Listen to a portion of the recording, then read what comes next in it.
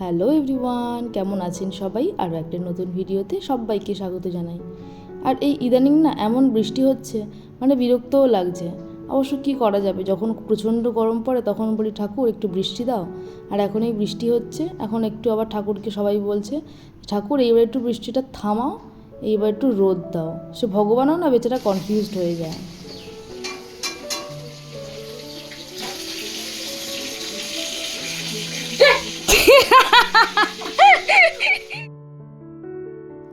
মানে বহুদিন পরে দেখা হলে এবং কোনো রকম ফোন না করেই যখন চলে গিয়েছিলাম, এরকমটাই অবাক হয়েছিল।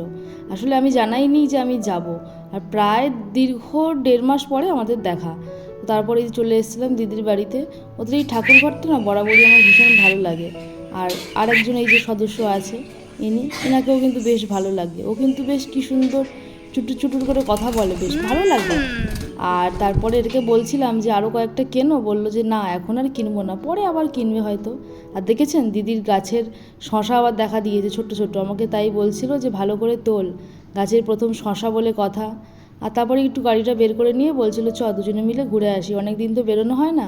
তা আমিও বললাম চলো, এই বৃষ্টিতে হচ্ছে হালকা, তা আমাদের একটু বেরোলে বেশ মন্দ লাগবে না। তার সঙ্গে আবার ছাদে দিয়েছে ড্রাগন গাছ, নিচে কুমড়ো গাছ। আর এই লেবু গাছটার কথা আপনাদেরকে বলি, মানে আমি যতবারই এসছি ততবারই দেখেছি ওই লেবুর সাইজ একই রকম, না ছোট না বড়। তবে বর্ষাকালের না একটা বাড়তি পাওনা হচ্ছে, চারিদিকটা পুরো সবুজ হয়ে থাকে। মানে আপনি যেদিকেই তাকাবেন পুরো সবুজ, মানে চোখের যেন একদম সবুজের একটা প্রলেপ পড়ে যায়। এইটা একটা বেশ ভালো দিক। তবে হ্যাঁ, এই বর্ষাকালেও আবার প্রচুর মানুষের যাদের কিন্তু প্রচুর অসুবিধাও হয়। ফলে সমস্ত সিজনই ভালো খারাপ তো মিলিয়ে মিশিয়ে, তাই কোনোটা যখন কারোর জন্য ভালো হয় অপরটা তো স্বাভাবিক অন্য কারোর জন্য খারাপ হবেই। তারপরে দিদি বলছিল সামনে বসে বসে যে বলতো কতদিন পর আবার এই একসঙ্গে, তার সঙ্গে আবার এই টিপটিপ করে বৃষ্টি পড়ছে। আর এই দেখুন, এইটা আমাদের এখানকার মানে একদম নিত্য প্রয়োজনীয় হয়ে দাঁড়িয়েছে। আপনি যখনই আসবেন ঠিক এই রাস্তাটাতে এইখানে জ্যাম থাকবে। আসলে বিভিন্ন 3টে রাস্তার মুখ তো, ফলে একটু জ্যাম হবেই। তারপরে আবার তাড়াতাড়ি করে কোনো রকমের বৃষ্টিতে ভিজে বাড়ি এসেছিলাম। বাড়িতে ঢোকার আগেই মায়ের অলরেডি 10-15টা মিসড কল হয়ে গেছে। প্রথমত এই বৃষ্টি হচ্ছে, আর দ্বিতীয়ত সকাল থেকে কিচ্ছু খায়নি। তার ফলে মা এত ফোন করেছে, আমি বললাম দাঁড়াও ছপ করে স্নানটা সেরে পুজোটা করে নিই, তারপরে খেতে বসবো একসাথে।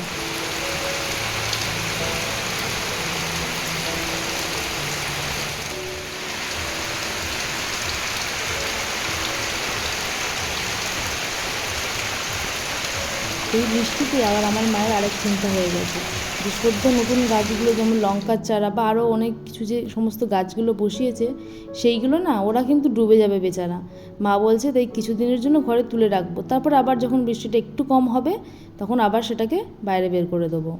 বিকেলবেলা আবার ওই বৃষ্টি মাথায় করেই নিয়ে গেছিলাম একটু বাজার কলকাতা থেকে একটা টি শার্ট নেওয়ার ছিল।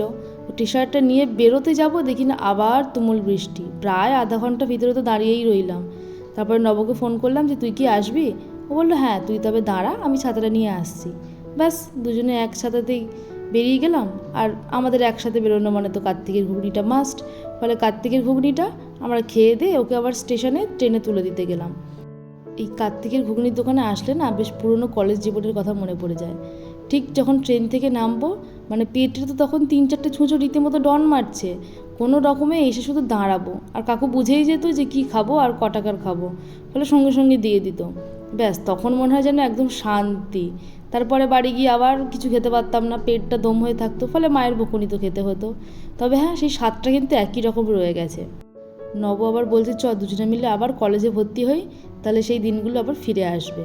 আর এই দেখুন রাত্রেবেলা এসে দেখি না ইনি আবার কার্টুন চালিয়ে বসেছে। তো চলুন, আজকে দিনটা এইভাবেই কাটলো। সবাই ভালো থাকবেন, সুস্থ থাকবেন, সাবধানে থাকবেন। আর আমার এই ভিডিওটা কেমন লাগলো অবশ্যই কমেন্ট করে জানাবেন। যদি ভালো লাগে একটা লাইক করে দেবেন।